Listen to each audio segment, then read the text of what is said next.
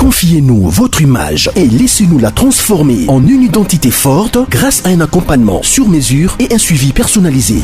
De la communication institutionnelle au marketing politique et commercial, Eshima vous apporte des solutions grâce à une parfaite connaissance des outils de l'information et de la communication. Contact 085 113 44 44. 085 113. Bonjour, monsieur honorable. Bonjour, mon frère. Tout Congolais, le nom honorable député. Parce que ça qui ne se passe lobby.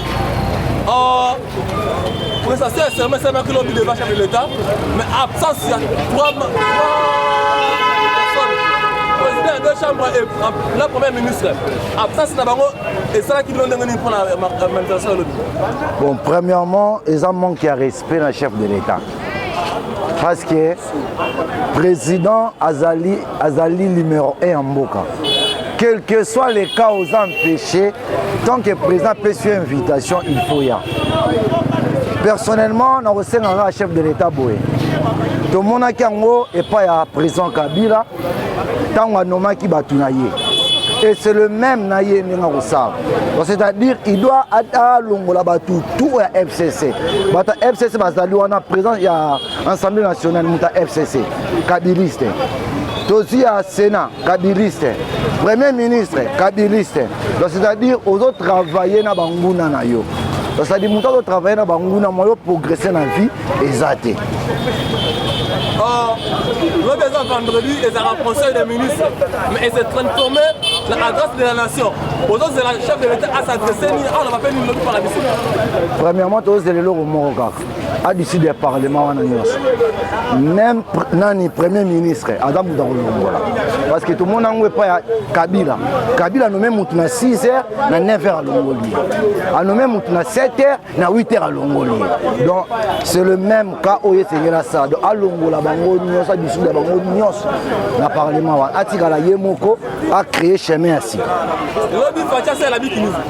Mais c'est l'habit qui rouge. C'est qui clé de rose à clé rouge. Mais mon n'a pas eu le lobby à la 23 pour te desserrer bien. Merci beaucoup, honorable. Mbote ndeko cameraman. Ndeko, permettez avec le lobby, vous avez le serment. Il y a un magistrat, le chef de l'État. Il y a un Congolais. Sentiment nanga nazane sengo makaske chef de l'État na biso peuple congolais to monike a eu pouvoir naé vraiment en toute totalité. Pourtant ya kotaki à l'exhibition sengo na tomboli de misakebe likolo et sengo na biso ba Congo to zana ngo ya ngwana mboka eza batu moko boté chef de l'État azaka na pouvoir naé yango sali makambo en tant que chef de l'État ningo lobi na article 10 asali lo mo ya mabete peut a violer article moko té et ndenge moko bazoko se tromper bazoko kende côte droite pone to mona ke ba garder ba intérêt na bango balinga kiteke mboka ekende liboso yango moni ke ezali ko sala bango motema pasi. Alors absence ya mabunda na tambo mwamba président il y a deux chambres bazalaki lobi bazalaki te premier ministre azalaki te bodo de la conséquence nini na absence na bango pa chef de l'État biso ba congolais to bando ze loko ana ke ba panzante ke bango moko bazali mayele te po ba pesa bango occasion ndenge eza boye bango moko bazoyeba sort na bango komela bango en tant que biso ba congolais tomoni ba toyo bazali respecter basali outrage contre les chefs de l'État. Tozo senga que chef de l'État rapidement a réagi na discours na yo akopé sa lobby devant les nations ndengeni ni makambo akokumbela yango yango pe na pesi félicitations na chef de l'État biso ba Congo to pesi félicitations na ndenga lobby ke na kangi na bureau ba ministre jusqu'à nouvel ordre au bateau cité premier ministre Nkamba aza mukolo mais asali libuzoba ba manipuler na batuya FCC au batinda kié que azala premier ministre Mboko eloko malunga akopesa biso élection ezate ezala ntamu mamba mukolo azoba ezala janini mabunda bazali mayele te bazaka kanajia mutu na bango moko okotela individu bazana intérêt à peuple te biso de senga na chef de l'État abenga na bango bakende. Merci ndeko le bureau c'est la nini na discours chef de l'État ngai nazo zela chef de l'État a dissoudre parlement soit abenga na ba ministre ba nyata sur na bureau pour baza ba ministre il y a un individu comme Kabila. Merci beaucoup. Merci beaucoup. honorable. Mbote papa. Tout comme les honorables Lelo. Oui, vous avez dit que l'Assemblée nationale pour assister le chef de l'État. La procession est seulement magistrat. On dira qu'il n'y a pas d'événement. Bon, premièrement, nous féliciter le chef de l'État, na courage Azui, en tant que garant de la nation. Azui courage, il a nommé et va prêter serment. Attaque Zalaki, mais accueilli jusqu'au bout. Nous féliciter le chef de l'État, et nous féliciter le juge Oyo, va prêter serment lobby. Conséquence, nous avons il y a président des chambres, président Janine Mabounda, président Tambomamba, le premier ministre, ça peut être vraiment bon contre la volonté du chef de l'État, marié invitation à Zoki. Bon, nga eloko nazo sengana nous premièrement na chef de l'État ezaya que a dissoudre na parlement wana. Parce que ceux qui atiki bango ba fonctionner ndenge bazo kende boye ekoluka lobby ekoma dossier mususu. Nazo sengana na chef de l'État discours oya kosala lobby a dissoudre parlement oyo ezali fondé na FCC. Journée à lobby vendredi, conseil des ministres exact, Gassi, et ça bon on a adresse de la nation au chef de l'État. Aux autres de la chef de l'État à l'obali pour la lobby. Bon, ngapo na ngai o nazozela na chef de l'État ezaka dissolution ya parlement point yangwana. Dissolution du parlement point barre point. Oui oui. Merci de honorable. D'accord, merci. Bonjour de honorable. Bonjour de journaliste. De honorable l'autre chose qui on a ensemble pour assister le chef de l'État. La procession est seulement magistrat au Badak Kasi, absence du président de chambre, le premier ministre chargé chef du gouvernement. Et c'est là qui nous donne le Congolais, tu pas honorable. Tant que les Congolais, tout le monde a qui volonté, na bateau baza volonté pour l'intérêt à Mboka. Pour le peuple congolais à se mobiliser pour le changement à Mboka naie, ben tout le là, pour pousser qui bango ba kende dans l'Assemblée nationale pour défendre bien cause des Congolais, mais bango ba télémi pour na contredire peuple congolais. Yango biso moko étant que ba parlementaire debout, tozala ki wana massivement kolagisa bango que bango oyo ba boya ki biso ne totinda bango biso moko tokene ko sika na biso bango bazala ba chômeur biso tozwa ke sika na biso na sa alors lobby eza bango conseil des ministres annulé mais échangé commis adresse de la nation à chef de l'État aux autres la chef de l'État a s'adresser à la population la nini alors bani lobby tozela chef de l'État à répondre biso par rapport à la réaction ya bato ya baza ya Janine Mabunda Alexis Tambwe Mwamba na premier ministre Ilukamba parce que bazo mérité na place au bango batie bango fallait pas défendre le peuple congolais ba comme ko défendre ben individu c'est pour cela nous le peuple congolais to sengi chef de l'État a dissoudre l'Assemblée nationale Ilukamba a démissionné Ilukamba gouvernement Ilukamba démissionné chef de l'État a panza assemblée on a pas besoin d'intérêt à peuple té to tindaki bango ba sala musala peuple mais le ko la ba sala musala peuple té ba longwa ba kendi. Merci de honorable. Ouais, merci. Mbote de honorable. Mbote confrère journaliste. De honorable là nous allons qui va la carte assemblée nationale pour assister chef de l'État ba magistrat voilà qui sont là pour la protester serment. Réaction pour la commune absence de président de chambre et pour le premier ministre. Réaction le congolais aux autres réagir. Eloko liboso na olobana bao bazaki na absa ya lobby balalaki baba kansaneti soki bango bazate mboka ekotambola te bamonaki lobby ba honorable ya ba mota biso bao bala mituka biso da ba moto tolata ba veste na biso tokendaki lobby ko siéger na place na biso président Assemblée nationale président ya Sénat bana place souté basuki bulu na bango ezali ke non babeta bali mo boye po esimba te po biso peuple Congo to banaka ko souffrir mais to timbe da je ke non baba su na place té lobby ezaka conseil des ministres d'habitude chaque vendredi ezaka conseil des ministres mais il s'est transformé la droite de la nation au chef de l'État annoncé lobby aux autres c'est là à s'adresser nini na nation congolaise lobby eloko na kosenga na mokonzi ya mboka Félix Tshisekedi Chilombo respect place ozali mokonzi ya mboka oza na pouvoir plein au peuple bapesi yo yoka bato ebele baa na nsima na yo bao bamukie eloko na osengo mokonzi ya mboka lata nanu koi na mapeka ata kamera ezobebisa baso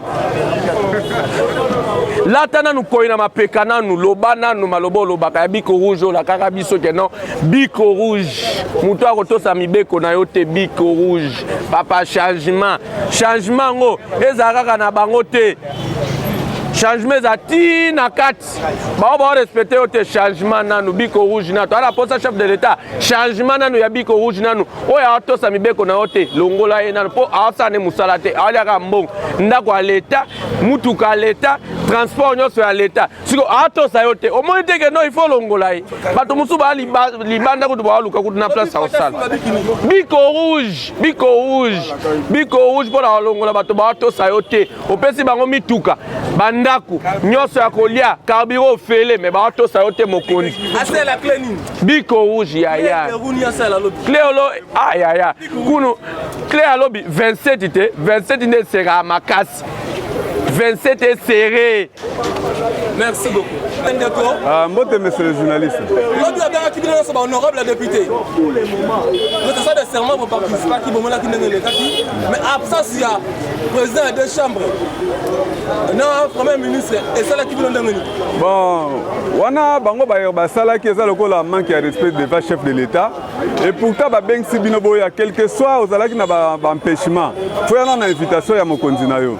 Mokonzi bato saka ina nusima yo ye mais oh bango ba sala qui en tout cas et c'est peut ça qui bisoté comme tel bango ata ba yakité biso peuple congolais tozalaki wana to mona ko esengela ke le kana et c'est peut ça qui biso et ça qui biso sengo mingi na motema na biso. Le désert vendredi, d'habitude les conseils des ministres. Voilà. Mais est transformé bongo l'adresse de la nation et chef de l'État. Aux autres, c'est la lobby fatiguée à l'Obani, pas congolais. Bon, au président Roloba, ils ont la carte à monter manaye, il est mort mtaïbi. Mais pour la biso peuple congolais, ben individu wana, ben poli wana, oh bah boya qui co-exécuté malobane, bah yakité. Donc au sein de la président, biki rouge, oh à la carte qui biso peuple, a utilisé pena yango pour na batu wana nyo. Bazala na libanda. Dernière question aussi, c'est la lobby fatiguée, c'est la biki rouge yaya.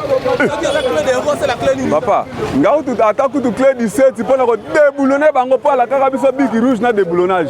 Biloko wana mi balé yango biso peuple tozo zela po banguna wana bazana intérêt na babazo l'intérêt na bango me balinga intérêt peuple te. Pour lobby président benga ki pour intérêt à peuple congolais mais bio yete.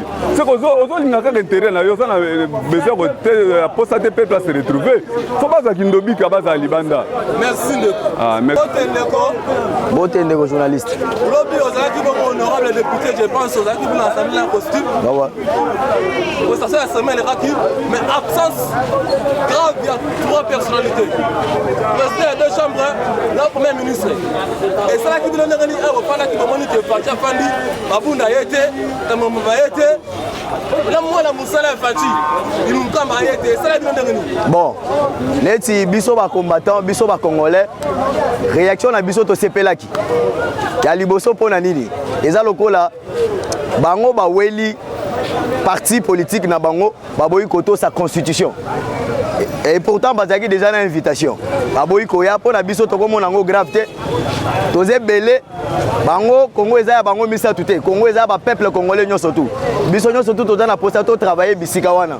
Neti ngai par exemple na koko ma président de l'Assemblée nationale. Et empêcher te pona biso to moni ke note bango ba sepelisi biso au leto bengana bango bami bengani si bango moko biso to ko remplacer place wana. Eza pona bongo pona absence na bango lobi. Le désert vendredi conseil des ministres c'est d'habitude mais Fatia changer en mouvement. A commission adresse de la nation. Donc la lobby Fatia à l'Obanini pas la nation lobi. Bon, pona ngai en tant que peuple congolais, président de la République Bato Oyo Baboyi Koto Sayo devant Mokili Mobimba, président assemblée Azate, toutes les 2 chambres, na premier ministre Tokolo Banini. Donc carrément il faut président annoncer na ba peuple nyonso congolais que no bato wana vraiment misala na bango batikali ba chômeur. Lokola batu ndaka sende soutenir kinani Yemei. Lobi pe ndenge ba soutenir ki Yemei. Tokolinga to ba lobi vendredi ki Yemei na bango bakenda ko soutenir bango. Donc président carrément il faut utiliser bic rouge lokola professeur à lobby dans Moutou, dans la classe, 1 plus 1 égale combien? Moi, on répond égale 1. Donc, carrément, il faut passer à la babareboui. Bic ou rouge? La clé de roi, c'est la clé ni l'autre. Attaque clé à 52. Au lieu à 27 ou bien à 32, mais à utiliser clé à 52, balamoko pour la cosa la nini, cosa la déboulonnement. Oyo le baki na photo, qu'on a déboulonné, na bic rouge, ton limito mon ango lobby vendredi, tellement conseil de ministre résaté, bisogno surtout lobby.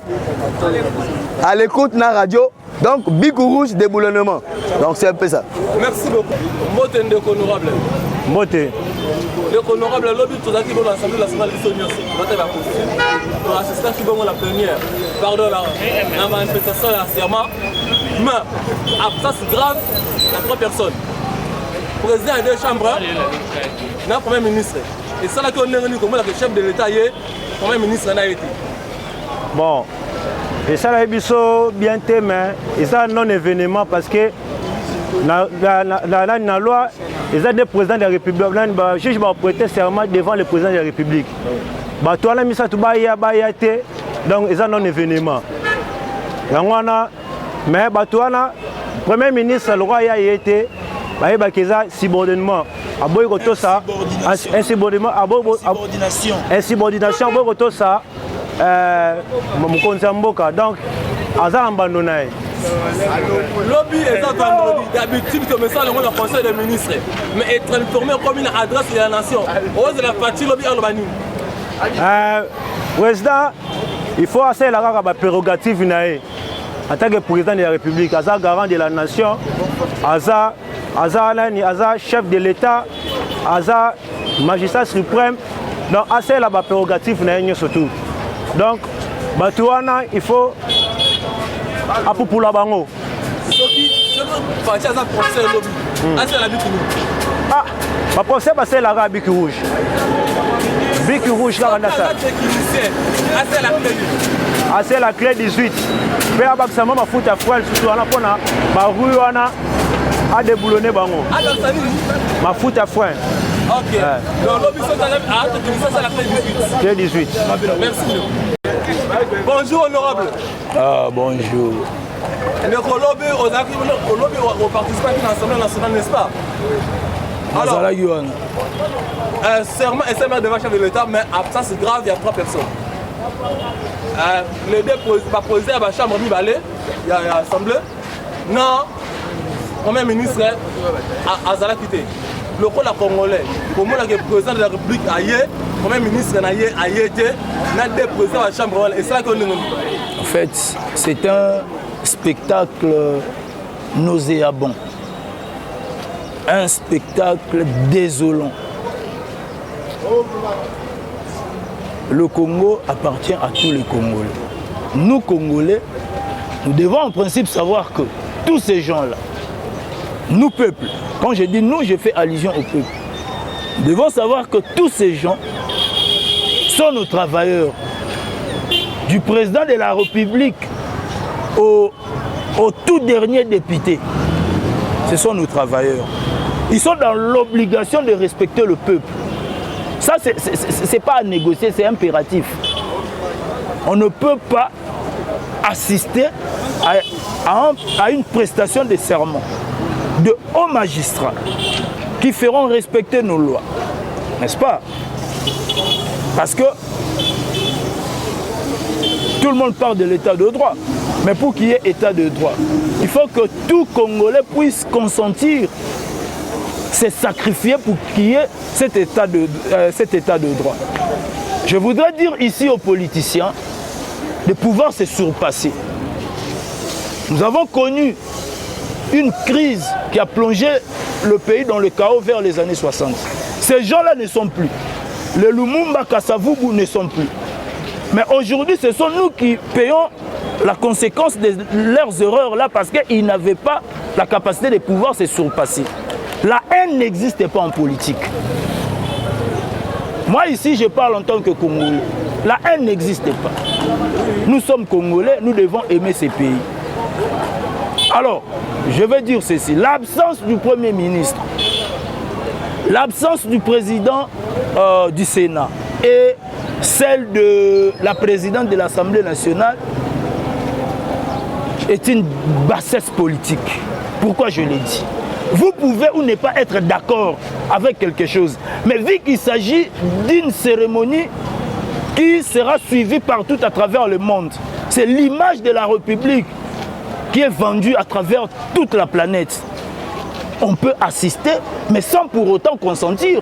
On appelle cela l'élégance politique. C'est ça de l'élégance politique. Alors, je voudrais aussi dire au président de la République, après tout ce qui s'est passé, nous Congolais, nous ne sommes pas dupes, nous ne sommes pas des petits enfants. Nous allons vous voir encore en coalition avec ces gens-là. Où on comprend ce qu'on fait ou on ne comprend pas. Je pose la question, allons-nous voir cette coalition continuer à gouverner le pays ou allons-nous assister à une autre... Ok. Demain c'est vendredi. Justement. Nous sommes déjà habitués d'avoir plusieurs conseils de ministres. Ce serait d'ailleurs le 42e. Ok. Oui. Ça se transformer à une agence de la nation où le chef de l'État va s'adresser à la nation. Qu'est-ce que vous attendez, chef de l'État parle ou dise à la nation? Je viens de le répondre. Je répondis à la question. Quand j'ai dit, est-ce que, Monsieur le Président de la République, allons-nous vous voir continuer avec cette coalition? Ça, c'est la question, je l'ai déjà répondu. Ok, bien, merci. Voilà.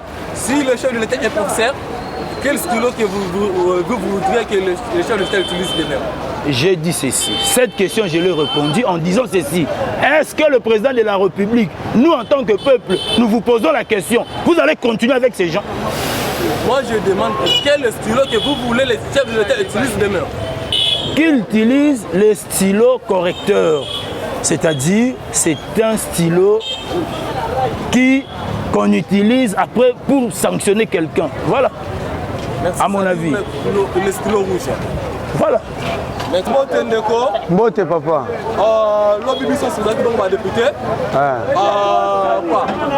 Position de serment c'est un lobby. La présence du chef de l'État, mais absence grave il y a 3 personnes. Le Premier ministre n'a pas posé à 2 chambres différentes. Et alors, yo le prend pour Congolais, on analyse qui nous pour la mukula lobby c'est là qu'on a venu comme là que il nous kamba hier quelle place chef nazali. Bon, et le qu'on est ça ngana no sengo. Pour ensemble que envoûtement zo bango. Pour yate lokola yebi kokota lokola bachaka tembe na mokonza mboka na lingiso na yeba soki kingaka tezalaka na président kuna ou bien président muto dirige za président Félix yango lokola diabone koteli bango tokozela réaction mokonzi po biso tokoloba te mais lelo so tolandaki radio toki déjà suspendre nano conseil des ministres et on peut mutuna ngala zo de banki ça sima exact lobby vendredi tozalaka habitué na komona conseil des ministres et tambolaka chaque vendredi. Mais lobby est changé et comme adresse de la nation. Aux autres de la lobby chef de l'État à l'Obanini. Tozo zela. Oyo toyebisaki ye, oyo tovotelaka ye, po biso muto votaki ye. Tozaki na posa miyibi wana te. Elakisi ye moko amoni ke bazosalela peuple te, bazosalela mabumu na bango. Mais tozo na posa ye moko loba biso po tokosepela na makambo ya koloba oyo tokozela ya kitoko. Pour na biso à désoudre, pour na biso à longola bango nyonso, à organiser même élection anticipée. Tout tambwisa mboka mboka ko tambola te ba bloka kango pa muntu moko boyo be ba groupe moko ya ba individu. Ce chef de l'État le bien professeur, rose là c'est la colonie. Ah, rouge. Ce cas technicien comme mécanicien, rose là c'est la clé. Ah, clé ya déboulonnage, clé molette ça gagne. Ah, tout le habité là on a koloba. Akoluka ta tranini meloni. Si métal wana. Toloba soki eza makasi akata kaka boulon wana. Merci. Eshima, votre magazine qui bat au rythme de l'actualité. Retrouvez la nouvelle édition. Exclusivité. Alors que la RDC sort progressivement la tête de l'eau après la crise sanitaire Covid-19 ayant fragilisé les économies du monde, Eshima Magazine présente à la une de sa 15e édition la ministre de l'économie nationale, Akassia Bandou Bola, présente son bilan depuis sa prise de fonction. Relance économique, Acacia Bandou Bolambongo donne des signaux forts. Baisse des prix des produits pétroliers, maîtrise des prix des denrées alimentaires pendant des temps forts, organisation des marchés populaires afin de soulager les paniers de la ménagère en période de Covid-19, une franche collaboration avec les opérateurs économiques et dotation en équipement de son administration, la ministre de l'économie nationale affiche un bilan éclatant de sa première année de gestion de ses très stratégiques portefeuilles. Et Shima Magazine revient sur chaque étape de la vie de la Margaret Thatcher congolaise. Focus. Agnès Moide et la CNSS interpellent les employeurs sur les avantages de l'utilisation de la télédéclaration. Payer l'impôt est un devoir civique. Barnabé Mwakadi Mwamba, directeur général de la DGI, sensibilise les assujettis. Découverte. Jerry Biangani Tampo, l'homme derrière la renommée de l'université chrétienne Cardinal Malula. Dossier Eshima, contentieux électoraux de la poudre aux yeux. Économie, les scandales financiers ont la peau dure en RDC. Interview, Ted Belechai Kassonda, secrétaire exécutif national de la Ligue des jeunes de l'UDPS. Bras de fer entre la CPI et les USA. Fatou Bensouda défie Donald Trump. Retrouvez l'intégralité du magazine Eshima dans les kiosques. Eshima Magazine, un nouveau standard d'information.